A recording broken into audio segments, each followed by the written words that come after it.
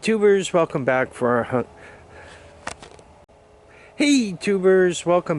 another adventure.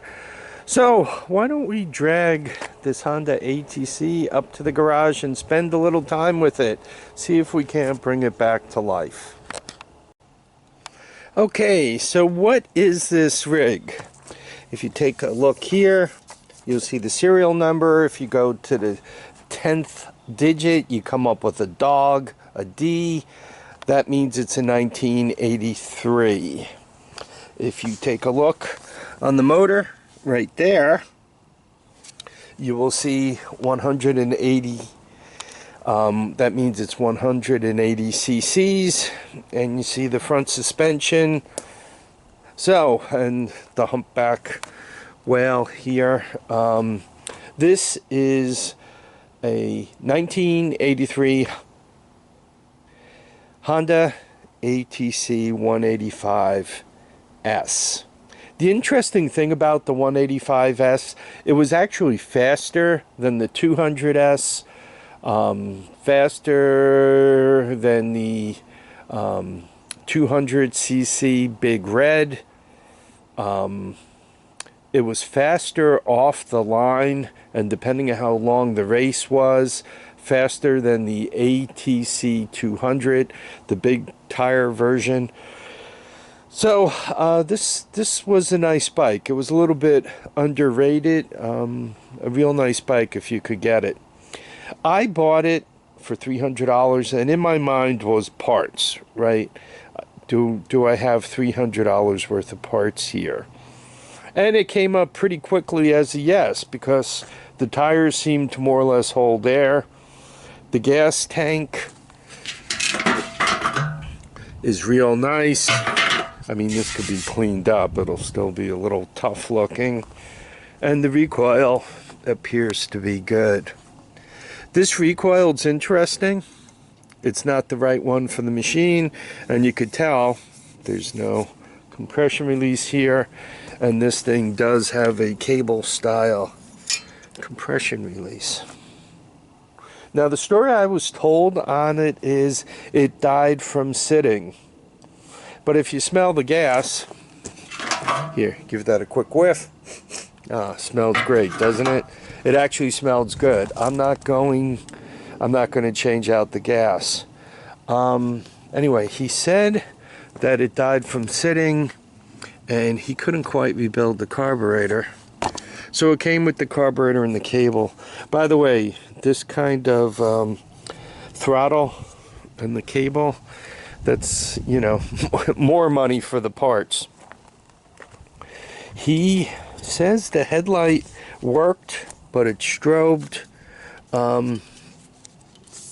It's really not the best idea to run a LED headlight on the DC, or an LED headlight that wants 12 to 24 volts DC on the 27 to 30 volts when it idles less, but when you rev it up more, somewhere between 6 and 32 volts AC with varying frequency depending on how much you rev it up. He said the headlight had a tendency to strobe. He said it was not burned out. I have a tendency to be a little suspicious of that.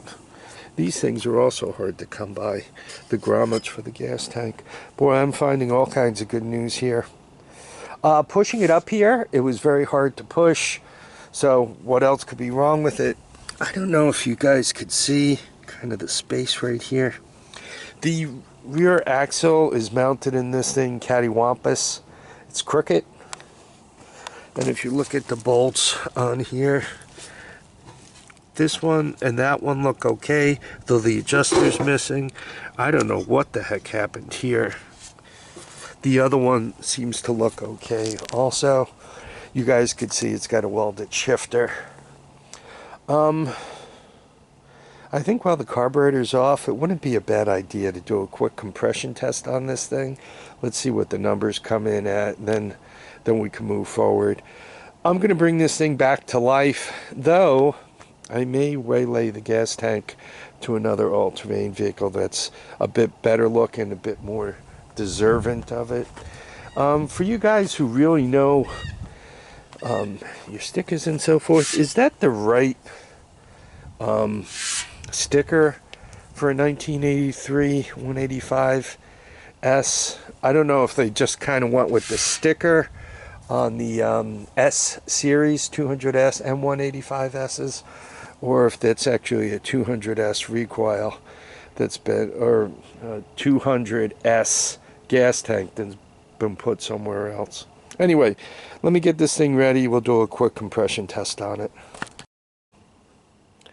I frequently get asked to show a little more of my work or my observations, so I'm trying to do a little more of that. For those of you who just wanted to see me pull the string and hear the engine run, sorry, it's going to be a few minutes. So skip ahead. Anyway, so just going through observations. First of all, when you see the wires, this the pulse generator wires kind of smashed up like that, you realize somebody's been working on this thing. I pulled the plug out and it's rusty. Homie really don't much like to see that, I gotta be honest. So I'm gonna I shouldn't use WD-40. I should actually, I think I'm just going to put regular motor oil into the cylinder and turn it over with a drill for a few minutes. I bought this at a flea market. It's a spark plug wrench, obviously, and it seems to work for everything. So I keep it right in my cabinet top drawer, and I put the red tape around it, and I have to tell you, it is excellent. I just open up the cabinet, take it right out, it's always there, and when I'm done with it, I put it right back in. So just a quick shop tip. And lastly, the next observation, I hooked the battery directly to the light, and it's on. And we don't have any light here. So what I thought happened would happen. That's a wonderful thing. Yeah, these older machines, they didn't have the fold back foot pegs. So also looking at this, it still has the cap covering the timing chain adjuster. It's good that nobody lost it, but that probably also means that the timing chain's never been adjusted on this rig. For an unknown engine, you always kind of want to turn it around, get at least a couple of RPMs out of it, or a couple of rotations out of it, just to make sure you're not clanging and banging into anything. When you turn it over by hand, you could also hear if there's anything going on, and you could see, you know, the valve springs pushing it around. So it's a matter of being able to get a feel of what kind of shape the engine's in, and I gotta be honest with you, this engine actually feels pretty good.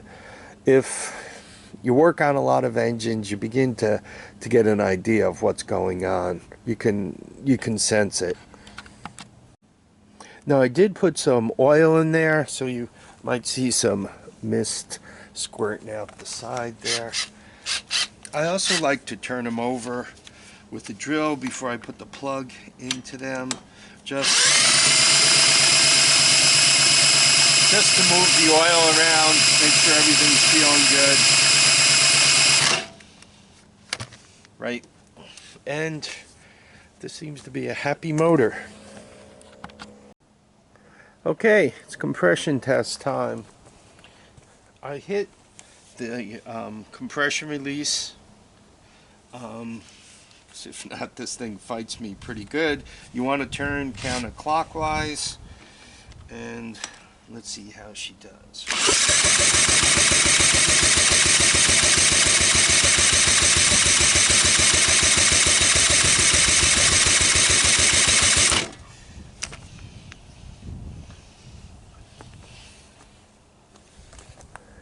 I think you guys could see this, but let me bring a tad closer. I think, oops, anybody nauseous yet?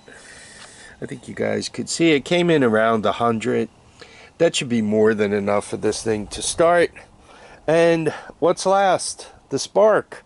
If we have spark, we can smash a carburetor onto this thing, give it a little bit of gas, and hopefully it's running.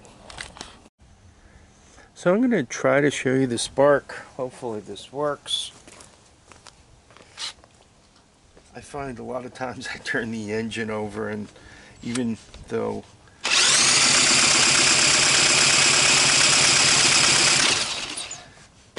there's nothing close, the spark plug hops out of place. So let's see if you guys were able to see some spark. I'm lucky. I have a choice. I can either use the old stock carburetor. Actually, the old stock carburetor is a China carb. So might as well, if we're doing that, I'm going to go with a new carburetor. So I'm going to smash that right on there, and let's hope for the best. Okay, carburetor's installed. Right, you can hear it's working. I just noticed a nice crack in the exhaust system here. And a quick oil check. And it's about ready to go. Oil check says, homie needs oil. Let's give it a cold start. So starting an engine with a drill at best is sketchy. At worst, we can go on. Anyway, choke on, compression release on. This is a cold start, old start. This thing probably hasn't been started in years. And I got some gas going to it. Let's see what it wants to do.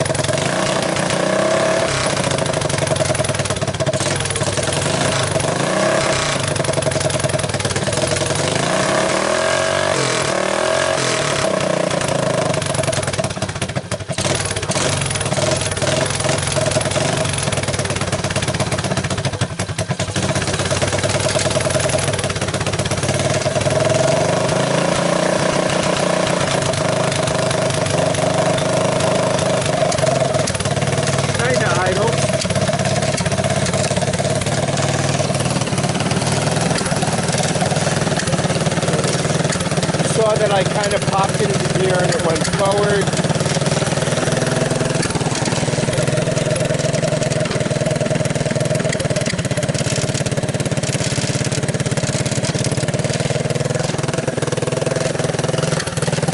That's all good.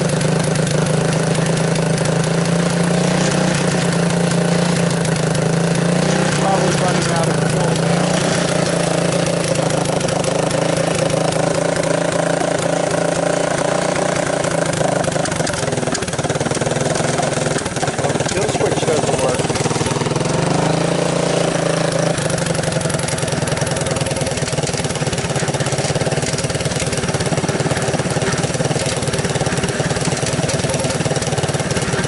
Likes more choke than less.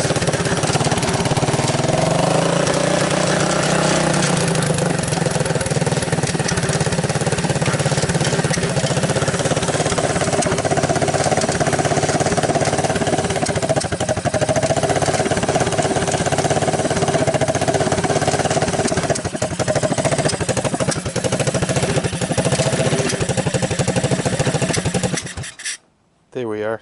She shut down. Nice. So, obviously, next time around I'll finish putting this together and we'll get it running. There are a few things I kind of need to do.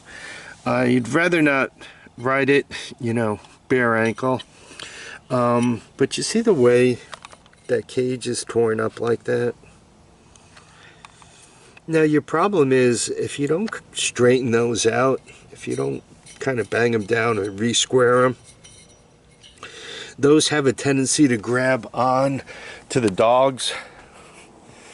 So when you pull it, right, the dogs come out, and then they're supposed to go back in.